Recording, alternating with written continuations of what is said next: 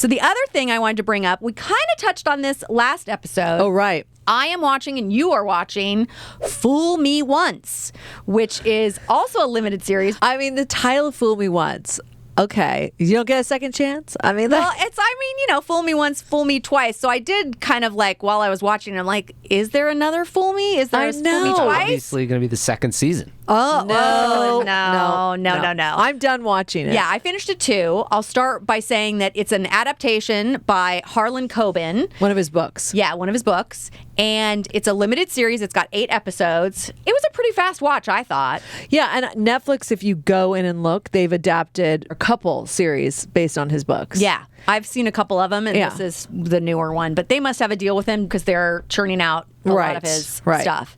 Yeah, so it's a British miniseries, and I would say it's in the thriller mystery genre. Yes. Because there's definitely some things that are twisty, turny, like you're like, oh, I didn't expect that. Okay. I thought it was really well constructed. There's a lot going on. A lot. Yeah, and I didn't think they tied up all of it. I mean, the lead character, Maya Stern, played by Michelle Keegan, I didn't know who she was. Yeah, I didn't either. I looked her up. Apparently, she's a soap opera star. She was in 800 episodes of the British soap opera Coronation Street, which apparently is one of the longest running soap operas in history or something. Okay. Like borderline distractingly beautiful. It's funny because I ended up saying to my daughter, I'm like, God, she is really good. Considering she is also really so gorgeous that it is like almost implausible because her character It was implausible. Yeah, I mean, listen.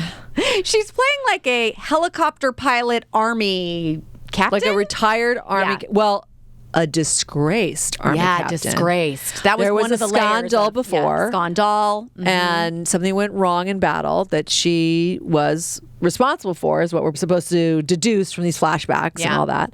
But she's extremely petite. Not that I'm saying a very attractive woman could not have all the skill set. Not what I'm saying at all. Yeah, because she's also kind of a badass for being so petite. I mean, it's taking down grown men, and you're like, you weigh 100 pounds. I know, but she does that thing where she like bends their hand the wrong way. Yes. Like they freak, you know. I mean, she's got the skills. Yes. And Which I thought she looked like she actually did that. So I was buying it. I think she sold it. There are just times you're just like, this is so distracting. I mean, they would take a close-up of her, and you just be like, damn, girl, you are too pretty. Just use those looks. Yeah, she's beautiful. She's a beautiful, beautiful woman. Really good actress.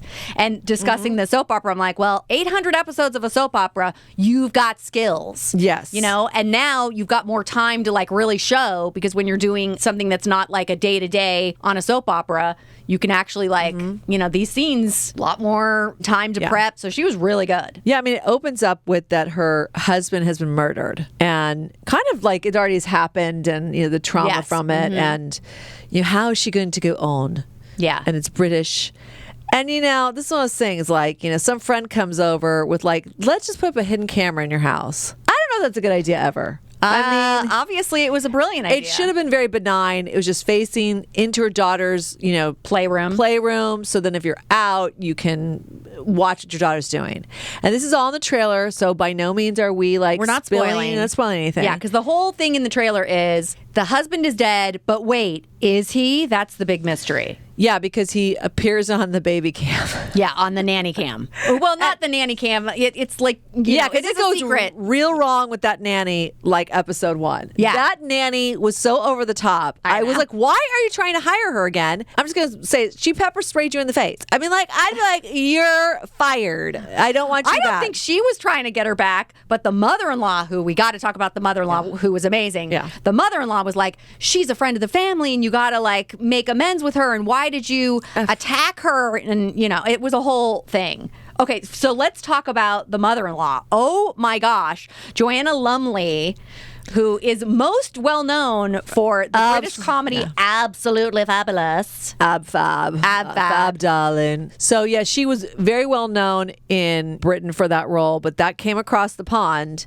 And for those of us that watched it, it was just buffoonery, basically, her and her girlfriend getting drunk and trying to get through life. Like, just ridiculous. Amazing and hilarious. And she's great in that. And this is a real departure, turn, whatever. And she is fantastic. Like, this is your nightmare mother-in-law. Just like, she's super judgy. And this is one of those things where they also made her seem sinister.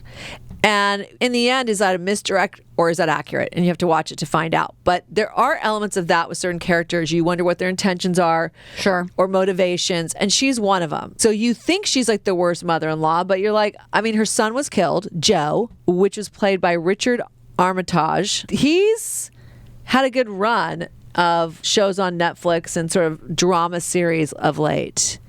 And it's usually some sort of sexy guy mystery. Yeah, he's not super present in this because he is. You Well, know. you can't say. Oh, all right, okay. Is he dead or isn't he? That's don't what you gotta know. watch to find out. You got to watch because to find a out. lot of these big questions in episode 1 take a long time to answer.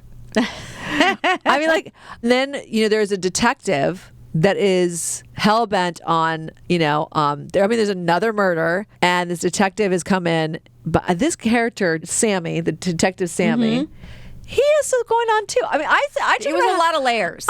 It was soap opera because soap operas are ridiculous with the amount of stories sometimes they'll have going, and you're trying to keep up with. I turned to my husband at one point and go, "Wait a minute! There was that weird thing that happened with her best friend Shane that we never even came back and figured out why he was that's tracking true. her car." Oh, sorry.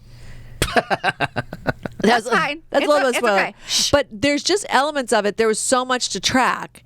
And they were doing too much backstory, in my opinion, on every character. Not to be a jerk, but do I really need to know that the lead detective is like going to dance classes with his pregnant wife? I don't know. I liked it. Oh, it was a lot. Okay, well, specifically that actor, I love him. He was in Sweet Tooth and this limited series Utopia. He's in Murder Mystery, and that's the most important thing.